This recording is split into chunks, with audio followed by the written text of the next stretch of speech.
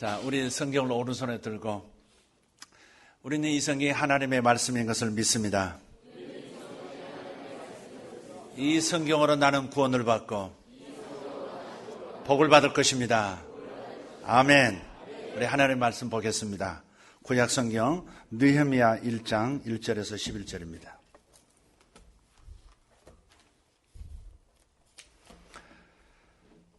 좀 깁니다마는 우리 함께 교독하도록 하겠습니다. 합독하도록 하겠습니다. 느헤미야 1장 1절에서 11절입니다. 하가랴의 아들 느헤미야의 말이라. 아닥사스다 왕 제20년 기슬르월에 내가 수산궁에 있는데 내 형제들 가운데 하나인 하나니가 두어 사람과 함께 유다에서 내게 이르렀기로 내가 그 사로잡힘을 면하고 남아있는 유다와 예루살렘 사람들의 형편을 물은즉 그들이 내게 이르되 사로잡힘을 면하고 남아있는 자들이 그 지방 거기에서 큰 환난을 당하고 능욕을 받으며 예루살렘 성은 허물어지고 성문들은 불탔다 하는지라. 내가 이 말을 듣고 앉아서 울고 수일 동안 슬퍼하며 하늘의 하나님 앞에 금식하며 기도하여 이르되 하늘의 하나님 여호와 크고 두려우신 하나님이여 주를 사랑하고 주의 계명을 지키는 자에게 언약을 지키시며 긍휼을 베푸시는 주여 간구하나이다. 이제 종이 주의 종들인 이스라엘 자손을 위하여 주야로 기도하오며 우리 이스라엘 자손이 주께 범죄한 죄들을 자복하오니 주는 귀를 기울이시며 눈을 여시사 종의 기도를 들으시옵소서. 나와 내 아버지의 집이 범죄하여 주를 향하여 크게 악을 행하여 주께서 주의 종 모세에게 명령하신 계명과 율례와 규례를 지키지 아니하였나이다. 옛적에 주께서 주의 종 모세에게 명령하여 이르시되 만일 너희가 범죄하면 내가 너희를 여러 나라 가운데 흩을 것이요 만일 내게로 돌아와 내 계명을 지켜 행하면 너희 쫓긴 자가 하늘 끝에 있을지라도 내가 거기서부터 그들을 모아 내 이름을 두려고 택한 곳에 돌아오게 하리라 하신 말씀을 이제 청하건대 기억하옵소서. 이들은 주께서 일찍이 큰 권능과 강한 손으로 구속하신 주의 종들이요 주의 백성이니이다. 주여 구하오니 귀를 기울이사 종의 기도와 주의 이름을 경외하기를 기뻐하는 종들의 기도를 들으시고 오늘 종이 형통하여 이 사람들 앞에서 은혜를 입게 하옵소서 하였나니 그때 내가 왕의 술관원이 되었느니라. 아멘. 오늘 장로님 기도 중에 하나님 앞에 올려진 내용이 있습니다. 오늘은 3.1절입니다. 3.1절은 지금부터 96년 전, 그러니까 1919년 3월 1일 일본의 압박의 항거에서 민족의 자주독립을 선언하고 민족이 총궐기한 평화적 시위의 날입니다. 이런 권리가 있은 지 24년 전, 그러니까 1895년 10월 8일 일제는 대한제국을 식민지로 병합시키는 데 있어서 최대의 걸림돌이 되었던 명성황후를 20여 명이 살아있는 채로 능욕하고 그리고 기름을 몸에 부어 태워 살해했습니다. 국가의 어머니 국모죠. 한 국가의 국모를 그런 모습으로 살해한 것입니다. 결국 1910년 일제는 평합을 강요하면서 대한제국을 식민지로 만들었습니다. 그보다 일찍 독도라고 하는 섬은 자기 나라처럼 슬며시 편입을 시켜버렸고요. 이후 일제는 조선 총독부를 설치하고 35년간 무단통치, 문화통치, 민족 말살 통치를 차례대로 실시하게 됩니다. 이에 조국의 광복을 위한 독립운동이 대한광복회 등 비밀 결사에 의해서 전개되기 시작합니다. 1918년, 그러니까 3.1절이 일어나기 1년 전 미국의 윌슨 대통령이 1차 세계대전 패전국의 식민지들에게 민족 자결주의를 적용하도록 독려를 했습니다. 이런 국내외 정세 변화를 계기로 드디어 1919년 3.1 운동이 나타납니다. 당시 민족대표 33인이 태화관에 모여서 독립선언의 취지를 밝힌 후 일제 경찰에 자수를 합니다. 원래 계획은 탑골공원에서 독립선언식을 하기로 학생들과 합의했었지만 비폭력 원칙을 지키기 위해서 장소를 바꾸었습니다. 공원에 모인 학생 1천여 명의 만세 소리를 시작으로 만세운동이 전개해 나가게 됩니다. 이 3.1운동 이후 일제는 타격을 입었죠. 그래서 무단 통치에서 문화 통치로 전략을 바꾸게 됩니다. 그냥 강압적인 방식만으로는 안 된다. 저들의 정신을 바꿔야 되겠다. 그게 문화 통치입니다. 이 일을 계기로 1919년 상하이에 대한민국 임시정부가 수립이 되고 국내에서는 독립운동이 더 활성화하게 됩니다. 3.1 운동의 영향은 국내에만 미친 것이 아닙니다. 3.1 운동을 굉장히 세계 학자들이, 정치가들이 중요하게 생각합니다. 국내에만 미친 것이 아니라 국외에도 영향을 미쳤기 때문에 그렇습니다. 운동 방식이 폭력적이 아닌 비폭력이었기 때문에 당시 타식민지 중 하나였던 인도에서도 간디의 비폭력 운동이 시작이 되었고요. 중국의 5.4 운동에도 3.1 운동이 큰 영향을 끼치게 됩니다. 오늘 3.1 운동 기념일이 주일이라 한번 구국의 열정에 헌신했던 선조들을 생각하면서 본문의 말씀을 선택했습니다.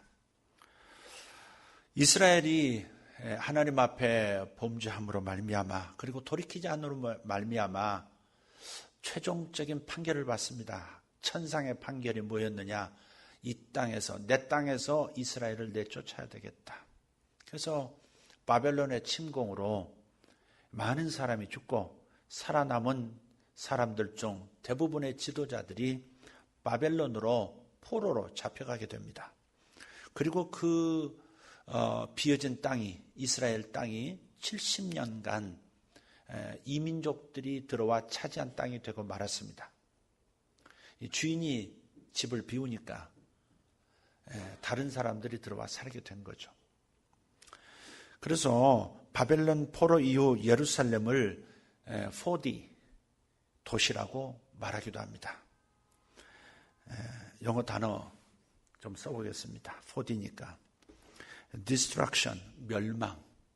두 번째, Desolation, 황폐. Danger, 위험. Disorder, 무질서. 그것입니다. 이것이 4D예요. 그 번창하고 화려하고 거룩한 하나님의 도성이 사람이 살 수 없는 황폐한 곳이 되고 말았습니다.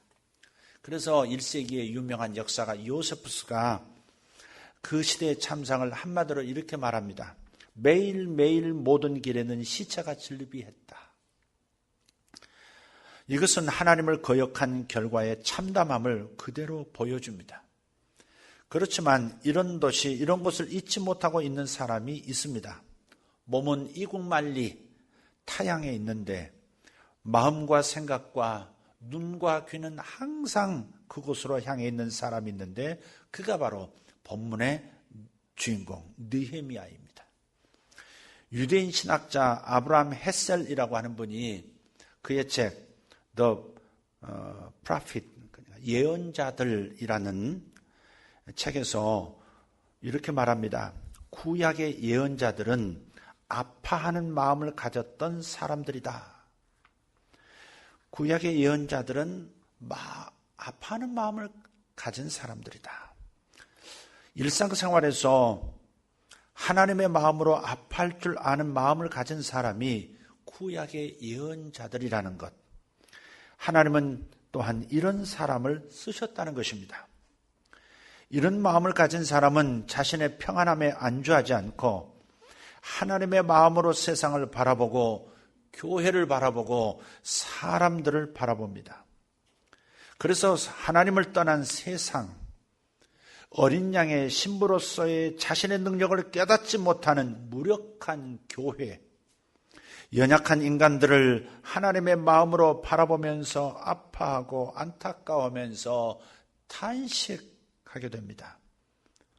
이것은 대표적인 분으로 복음서에 나온 우리 예수님의 모습이라고 할 수 있습니다. 그렇기 때문에 의미 있는 일은 이런 아파하는 마음을 가진 사람들에 의해서 이루어지는 것입니다. 좋은 치료자는 병자를 아파하는 마음으로 대하고요. 다른 사람의 문제를 자신의 문제처럼 아파하는 사람이 진정한 중보자입니다. 사실 전도도 그렇습니다. 잃어버린 영혼에 대한 아파하는 마음에서 전도가 시작이 됩니다. 그냥 실적 좀 올려보겠다. 한번 내 능력을 한번 검증해 보겠다. 이런 데서 출발한 것이 전도가 아니라는 것입니다. 잃어버린 영혼, 멸망당하는 영혼을 아파하는 마음, 거기에서 전도는 출발하게 된다.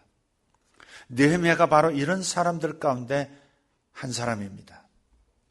오늘 설교 제목이 구국의 중보자 그랬습니다. 구국은 그 한자로 써놨죠. 구국은 국가를 구한다. 그런 뜻이죠. 이 구국의 중보자 느헤미야는 BC 516년, 그러니까 지금으로부터 약 2530년 전에 활동했던 하나님의 사람입니다. 당시 가장 강력한 통치자 페르시아의 황제 아닥사스다 1세의 술을 맡은 관리였습니다. 쉽게 말하면 술시중 드는 관리입니다. 11절에 나오죠? 술시중 드는 관리. 술시중 드는 관리는 왕에게 잔을 건네기 전에 그 술잔에 술을 먼저 맛보는 것이 임무입니다. 시음하는 이유 간단합니다. 독이 있나 없나 먼저 마셔보는 거예요. 만약 독이 있으면 그가 먼저 죽습니다. 그래서 직위는 낮지만 매우 중요한 직책입니다. 한번 여쭤보겠습니다. 국방부 장관과 경호실장 중에 누가 더 높습니까? 국방부 장관이죠. 당연히. 그럼 또 묻겠습니다. 비서실장하고 총리 중에 누가 더 높습니까? 당연히 총리죠. 그래서 경호실장, 비서실장은 청문회 하지 않습니다. 어제 새로 비서실장이 임명이 됐죠. 그냥 그 얼굴만 봐도 마음이 좀 저기 안심이 돼요. 정말 안심이 돼요. 정말 안심이 되더라고요. 마음에 기쁨이 있어요. 이상하게. 그분을 잘 몰랐는데 기쁨이 있어요. 비서실장, 경호실장 청문회 하지 않지만 국방부 장관, 그다음에 총리 전부 반드시 청문회 거쳐야 합니다. 직위는 총리, 국방부 장관이 높아요. 그러나 중요성에 있어서는 그들 못지않은 것이 바로 비서실장이고 경호실장이에요. 술 맡은 관원장이 왜 중요합니까? 통치자의 신변을 보호하는 일이기 때문이고, 통치자의 신변 보호는 제국의 안정과 직결되는 문제이기 때문에 그렇습니다. 그래서 가장 믿을 만한 사람을 음식 맡은 자, 술 맡은 자로 두는 거예요. 덜 믿어온 사람은 국방부 장관이에요. 가장 믿을 만한 사람은 경호실장, 비서실장, 술 맡은 관원장, 음식 당담인 거예요. 고대 세계는 더 그런 거예요. 그게 암살의 위험이 있는 것이죠. 그런데 포로민의 후손인 느헤미야가 어떻게 이런 중요한 자리에 발탁이 된 것일까?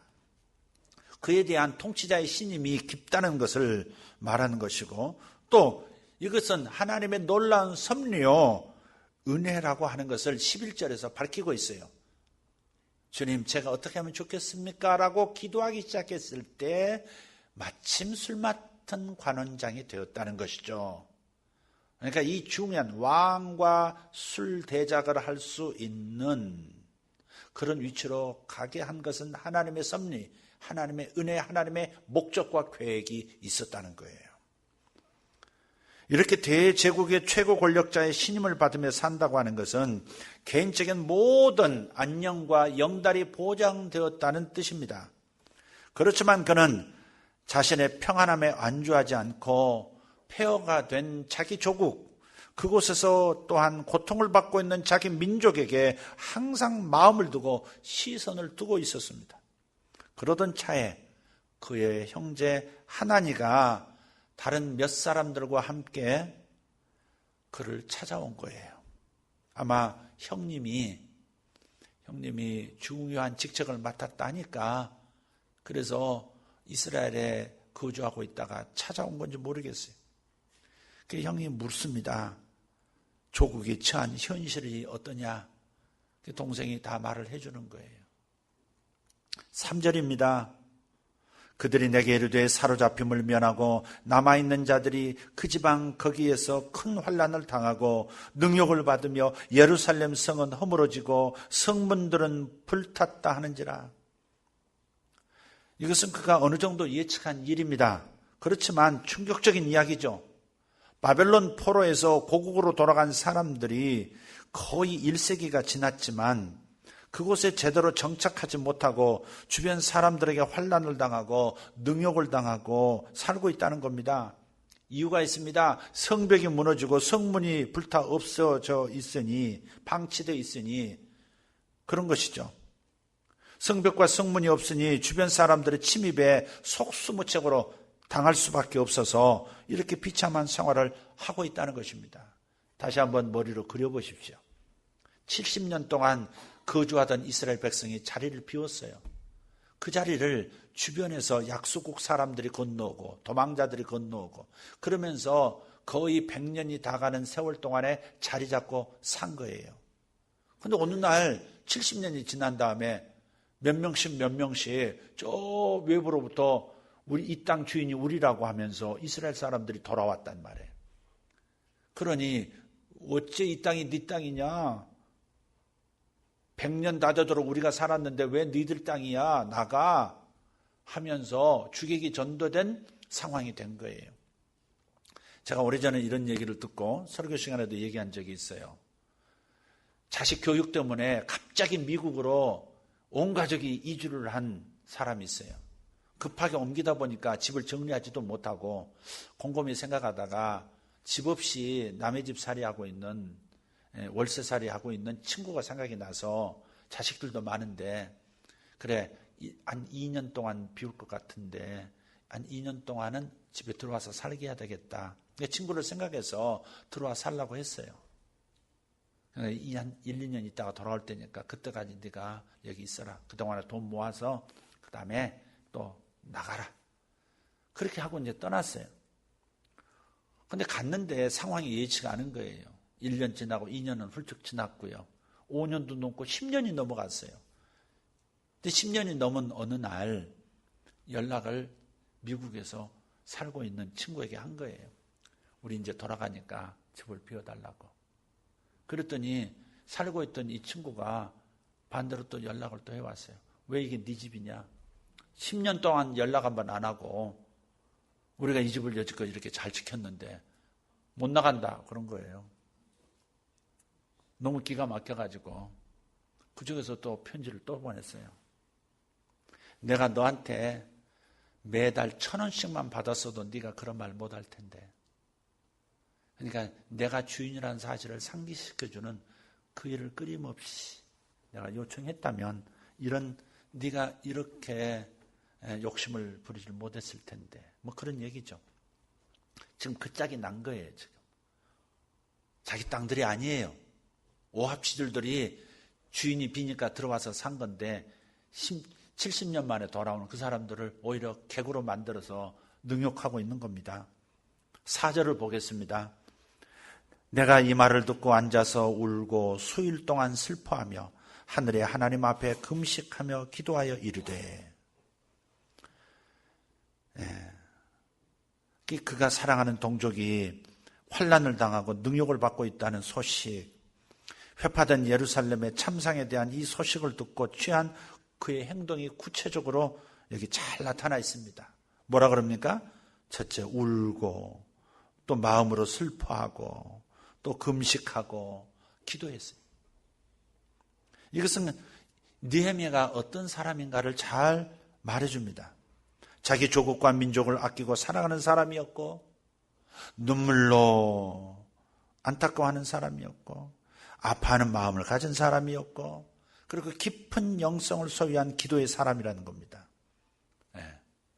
특히 여기서 그가 사랑하는 조국과 동족의 형편에 대한 소식을 듣고 울고 슬퍼하며 금식하며 기도하기를 시작했다고 하는 것은 그 사람이 귀가 다친 사람이 아니고 눈이 다친 사람이 아니고 마음이 다친 사람이 아니라는 겁니다.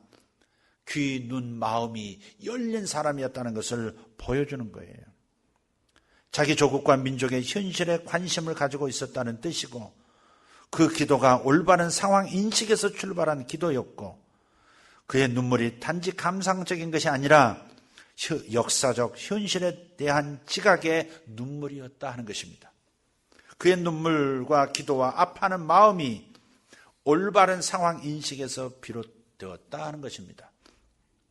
그래서 우리 기도도 마찬가지입니다. 현실에 뿌리를 둔 기도와 영성, 이것이 필요한 것이죠. 이것이 그의 기도와 영성의 첫 번째 특징입니다. 현실에 뿌리를 둔 기도를 해야 한다는 거예요. 엉뚱한 기도가 아니라 현실에 뿌리를 둔 기도. 이런 점에서 느헤미야의 태도는 오늘 우리에게 매우 중요한 것을 가르쳐주고 도전해주는 것입니다. 이런 말이 있습니다. 많은 분들이 이 시대를 가리켜서 무통의 시대라는 거예요. 무통. 통증을 못 느끼는 시대라는 거예요. 무통 문명의 시대라고 진단합니다. 아파할 줄 모르는 문명 시대의 사람들, 그 사람들이 우리라는 거예요. 자식을 생각하면 가슴이 아파하는 사람들이 부모죠. 잘 먹어요. 잘 살아요. 건강해요. 공부도 잘해요. 그런데 또 자식을 생각하면 왠지 또 불쌍해요. 더 잘해줄 수 있는데 부모가 못나서 이거밖에 못 해준다는 그 생각을 하면 가슴이 아픈 게 부모예요. 모두가 그럴 거예요. 우리가 누군가를 사랑한다고 하는 것은 그와 함께 충분히 아파하는 겁니다. 사랑한다는 것은 아픔을 수반하는 거예요. 그러니까 아픔이 없다는 것은 사랑하지 않는 것일 수도 있는 거예요. 난 너 사랑해. 근데 아픔이 없어요. 그렇다면 다시 한번 마음을 더듬어 살펴볼 필요가 있는 거죠. 그래서 누군가를 사랑한다고 하는 것은 그와 함께 충분히 아파하는 것인데, 그러면서 그 가운데 또 기도하는 것이에요. 성경은 우리를 왕 같은 제사장들이라고요, 베드로전서 2장 9절에 말씀해요. 이것은 중보자란 뜻입니다. 그러므로 이 시대와 이 시대의 모든 사람의 중보자가 되기 위해서는 아파하는 마음을 가져야 합니다. 사람들이 처한 상황을 똑바로 보는 눈, 그들이 토해내는 신음을 들을 수 있는 귀, 그리고 그것을 공감할 수 있는 마음, 이것이 필요합니다. 그러기 위해서는 자신의 평안함에 안주하지 않고 폐허가 된 자기 조국과 그곳에서 고통받고 있는 민족에게 항상 마음을 두고 있었던 느헤미야처럼 세상과 그 속에서 살아가는 생명들에게 우리의 눈과 귀, 마음을 활짝 열어두고 살아야 합니다.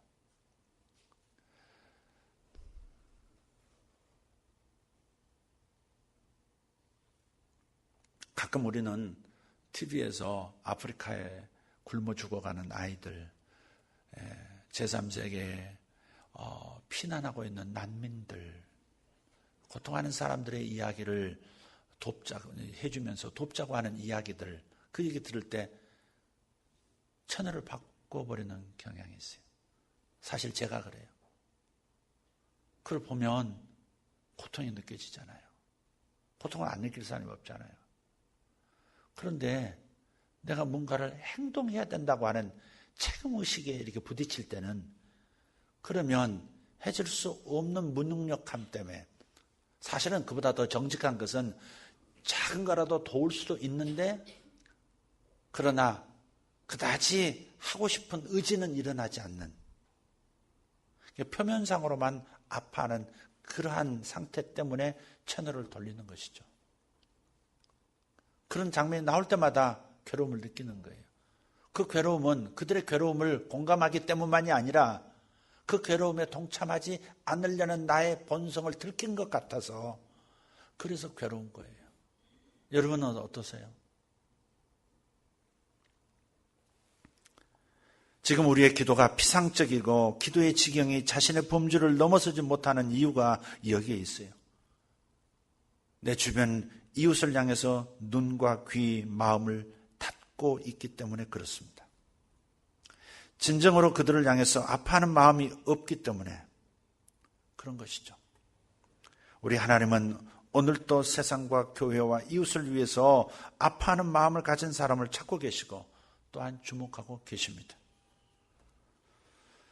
고국에 대한 비보를 전해들은 느헤미야는 아파하는 마음으로 기도를 시작합니다. 5절을 보면 5절에서부터 기도가 시작이 돼요. 특히 그의 기도에서 주목할 것은 철저한 회개입니다. 오늘날 조국의 황폐한 현실을 죄악의 결과로 규정하고 그렇다면 회개해야지. 회개하지 않으면 이 죄악을 용서받지 않으면 이 상황이 달라지지 않아 라고 하는 것을 분명히 깨닫고 규정하고 기도를 시작하는 것입니다. 6절과 7절입니다. 같이 한번 읽어보겠습니다. 이제 종이 주의 종들인 이스라엘 자손을 위하여 주야로 기도하오며 우리 이스라엘 자손이 범죄한 죄들을 자복하오니 주는 귀를 기울이시며 눈을 여시사 종의 기도를 들으시옵소서. 나와 내 아버지의 집이 범죄하여 주를 향하여 크게 악을 행하여 주께서 주의 종 모세에게 명령하신 계명과 율례와 규례를 지키지 아니하였나이다. 그런데 이 기도에서 중요한 것은 자신을 자기 민족과 동일시하고 있다는 점이에요. 나와 내 아버지 집이 범죄하여 주를 향하여 크게 악을 행했나이다 라고 고백하는 거예요. 한 신학자가 이것을 보고 이렇게 표현합니다. 느헤미야의 공동체적 책임 감각이고 우리가 기도할 때 반드시 터득해야 할 동일시의 원리이다. 진정한 회복이라고 하는 것은 회개에서 시작이 됩니다. 신앙의 깊이는 회개의 깊이예요. 아, 저분은 신앙이 참 좋으셔. 저 장로님 신앙이 참 좋으셔. 저 권사님, 저 집사님 믿음이 참 좋으셔. 믿음의 깊이, 신앙의 깊이는 회개의 깊이입니다. 사람이 겸손하다는 게 뭔데요? 저절로 되는 것도 아니고요. 겸손하려고 노력한다고 겸손의 사람이 되는 것도 아니에요. 거의 위장된 겸손이에요. 그럼 진짜 겸손은 어디서 나오느냐 하면 자기가 얼마나 흉악한 죄인인지 남이 내 속을 들여다보면 남이 오늘 하루 내가 했던 생각들을 만약에 들여다볼 수 있다면 경천동지할 일이라고 그렇게 여길 만한 문제 있는 약점 많은 사람이라고 생각하고 하나님 앞에서 그 죄와 그 허물들을 회개하고 난 다음에 또 회개하는 마음으로 살아갈 때 그의 마음의 태도, 행동의 태도가 바로 겸손이에요.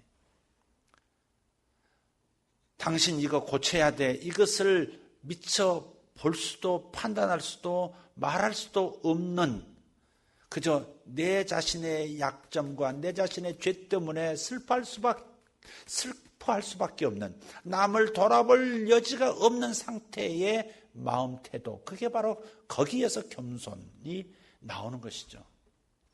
깊은 회개가 없는 사람, 그 사람은 겸손하지 못한 사람이고 깊은 회개가 없는 사람은 신앙이 좋은 사람이 아니에요. 날마다 회개할 것밖에 없는 것이 난데 이것을 못 보고 있다고 한다면 그럼 신앙이 좋은 게 아니죠. 그래서 다시 말씀드립니다. 신앙의 깊이는 회개의 깊이입니다. 위대한 영적 거인들은 가슴 절절한 참회록을 썼습니다. 그런데 그 회개는 from me, 나로부터 시작되어야 하는 겁니다. 느헤미야는 하나님께 불순종해서 폐허가 된 자기 민족의 죄에 자신을 포함시켰습니다. 사실 엄밀히 따지자면 그는 죄를 지은 자기 민족의 범죄에 끼지 않아도 됐습니다. 생각해 보세요. 70년 동안 포로로 잡혀온 사람들의 후예입니다. 이 사람이. 바벨론 제국 때 잡혀왔어요.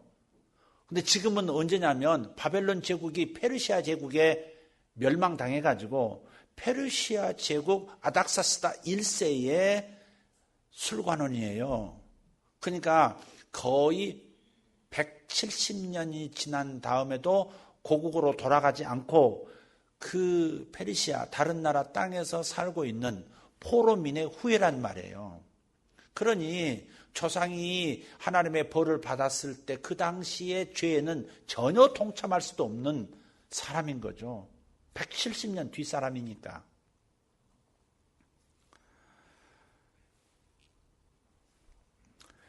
그는 이방 제국 한가운데서도 열심히 하나님을 섬기면서 바르게 살려고 노력한 사람이에요.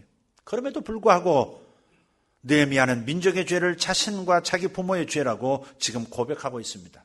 이것은 공동체적 책임감 때문에 민족과 자신을 동일시한 것이죠.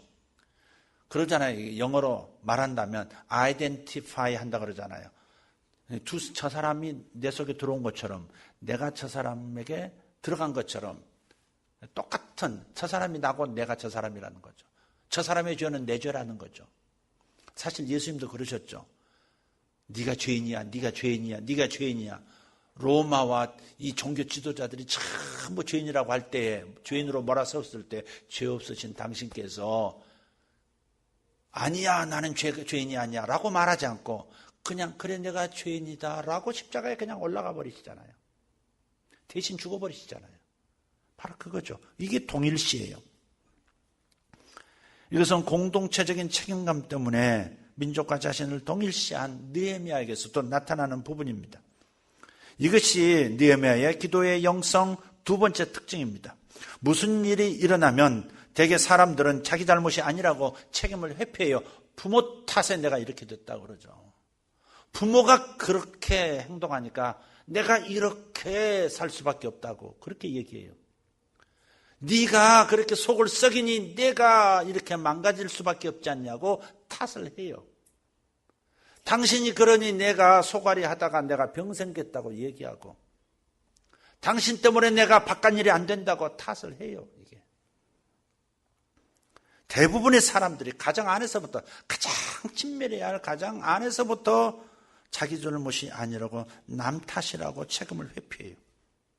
하지만 이 느헤미야는 자신과 민족을 동일시해요. 가족과 동일시하는 수준을 넘어서서 민족과 동일시하고 국가와 동일시해서 그 책임을 자신에게 돌렸습니다. 제가 죄를 졌습니다 라고 얘기하는 거예요. 이것이 그의 훌륭한 기도자의 모습.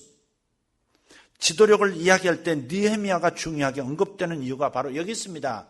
이 조국이 잘못됐다, 이 조국을 개혁해야겠다 이렇게 말하는 것이 아니라 이 민족이 틀려먹었다, 그러므로 내가 이것을 고쳐버리라 이렇게 말하는 것이 아니라 내가 죄인입니다, 내가 잘못했습니다, 같이 묶어서 자신을 십자가에 자신을 던져버리신 예수님처럼 그렇게 자신을 던지는 거예요.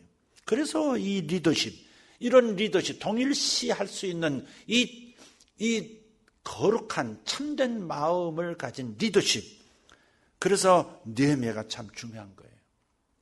주변에 있는 사람들을 세워주고 속한 공동체를 세우는 비결은 책임감을 가지고 자신을 그들과 동일시하는 데서 출발한다는 것을 믿으십시다.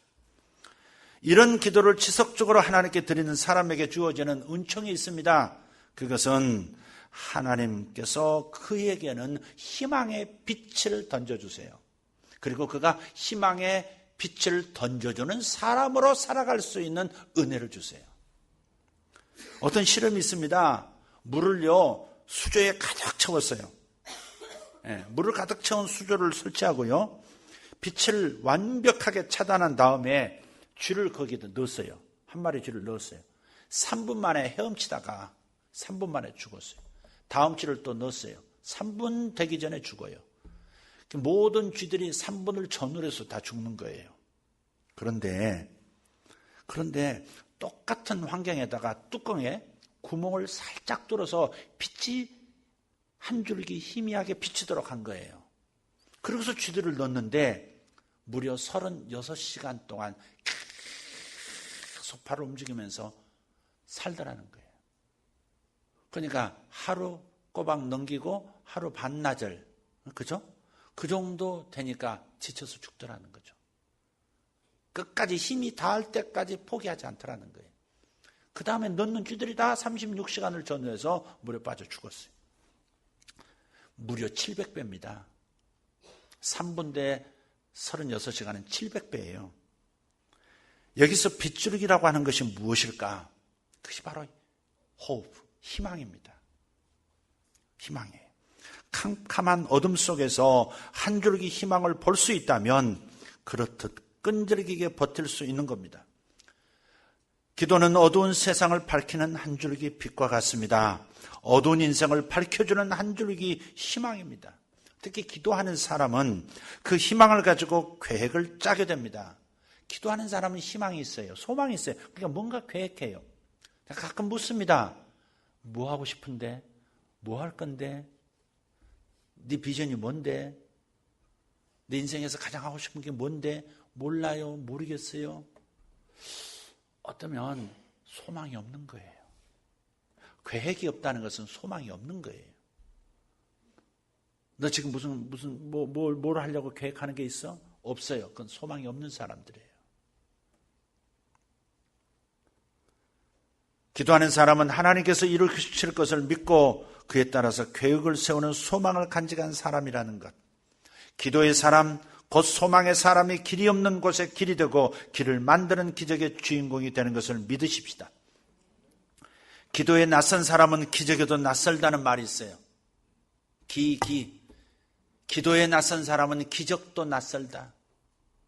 너 낯설다. 오늘따라 낯설다. 그런 데만 쓰지 말고 하나님께 낯선 사람, 기도에 낯선 사람은 자기 삶의 기적을 보기가 희귀한 거예요. 기적이 일어나도 하나님이 하신 일인지를 몰라요. 기도가 없으니까. 기도에 낯서니까 자기 삶 속에서 있는 크고 작은 기적들에도 무감각한 거예요. 낯설어요. 기도의 사람이라야 하나님의 능력을 경험할 수 있다는 뜻입니다. 느헤미야는 암울한 조국과 민족에게 길이 되고 길을 만들어준 기적의 주인공입니다. 그리고 그것은 민족의 죄악을 자신의 죄악으로, 나라의 불행을 자신의 불행으로 동일시하면서 아파하는 마음을 가진 그의 기도에서부터 시작이 됐습니다.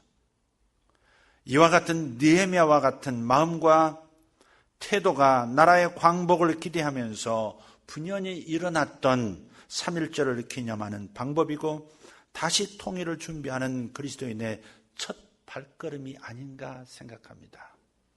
여러분, 오늘 3.1절을 기념하는 그런 의미에서 이 말씀을 전했는데, 여러분, 여기 있는 젊은 세대도 우리 교과에서 배우는 그런 역사적 흘러간 과거로 던져놓을 것이 아니라 우리가 1919년에 일어났던 그 3.1 운동의 스피릿, 거기에 내 영을 함께 동일시하는 것이 중요하고요. 우리에게는 또 다른 숙제가 있잖아요. 반드시 한반도의 통을 이루어야 합니다. 강대국들의 놀이터가 돼서는 안 되죠. 거의 놀이터 수준이 되어 있는 이 상황에 대해서 가슴 아파하면서 빨리 우리가 힘을 갖춰야 되겠다. 통일을 해서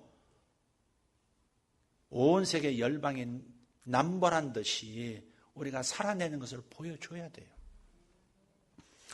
남북이 함께 빨리 통일이 돼야 중국이 역사 공정을 통해서 저 고구려의 옛 땅을 모두 삼키려고 하고, 아울러서 북한 땅마저 삼키고 남한까지도 중국에 편입시키려는 저 중화 사상의 이 야욕을 꺾을 수 있단 말이에요.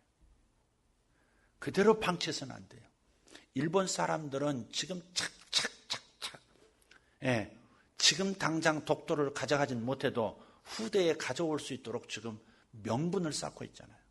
그리고 역사의식을 뒤바꿔서 세뇌시키고 있다고요. 독도는 우리 땅인데 한국 놈들이 차지하고 있다, 불법적으로. 그것을 교과서 초등학교 유치원 때부터 지금 정식으로 인정해서 가르치고 있어요. 지금 세대들은 양심이 있기 때문에 사실이 아니라는 걸 알기 때문에 추측거리는 게 있어요. 그러나 어려서부터 독도는 우리 땅에, 다케시마는 우리 땅인데 저놈들이 불법 점유했다라고 하는 의식을 가지고 자란 세대는 반드시 저 땅을 찾아오기 위해서 취할 수 있는 방법은 전쟁밖에 없다는 생각을 하게 돼요. 그리고 그 세대는 전쟁을 당연하게 생각할 것이고 힘이 있다면 일본이 그때까지 그렇게 할 거예요. 그러니까 우리는 이런 것에 있어서 감정적으로만 화르르 탔다가 꺼지고 이벤트만 하고 끝날 것이 아니라 지속적으로 이 부분을 우리 자녀들 세대에게 가르쳐야 하는 것이죠. 정신에서 지면 지잖아요. 역사의식에서 지면 지는 거예요. 그러니까 우리가 역사의식이라는 것을 가진 기독교인이 돼야 되는 거죠.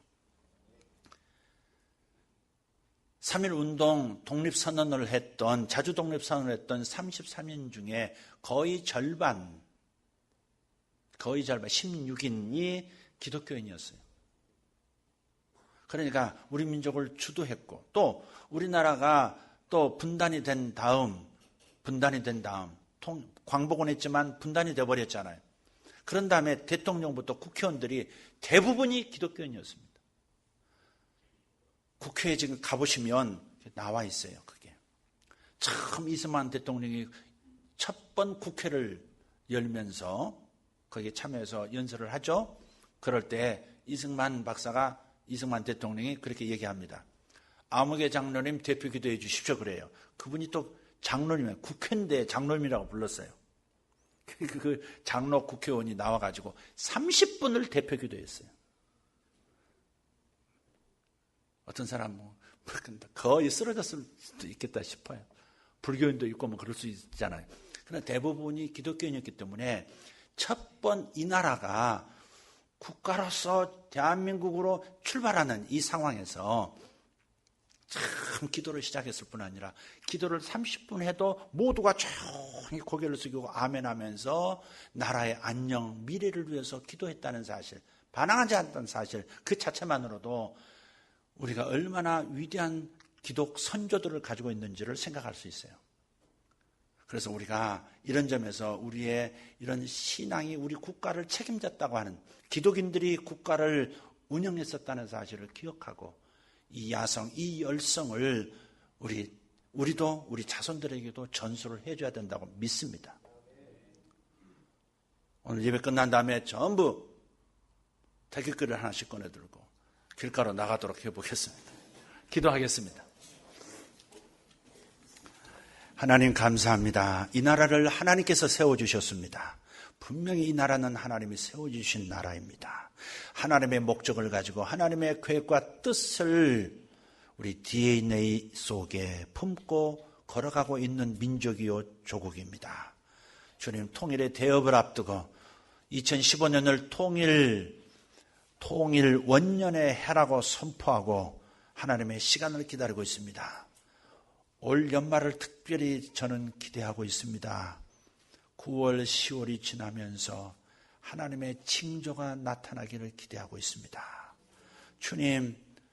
주님께서 동북아시아에 일어나야 할 일을 일어나게 하시고 이 4대 강도국이 우리를 옥죄고 있는 파워게임을 하고 있는 이 한반도 땅에서 하나님 우리의 진정한 자주 독립의 능력을 완전히 회복할 수 있는 계기가 일어날 수 있도록 주님 역사하여 주시옵소서.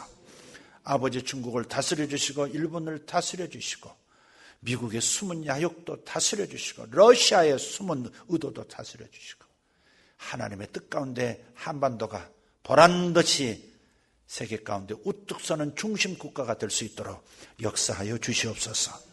느헤미야처럼 아파하며 기도하겠사오니 남몰라 하지 않겠사오니 주여 우리의 기도를 들어주시고 우리를 또한 기도의 사람들로 만들어주시고 기도의 교회로 만들어 주시옵소서. 살아계신 주 예수님 이름으로 기도하옵나이다. 아멘.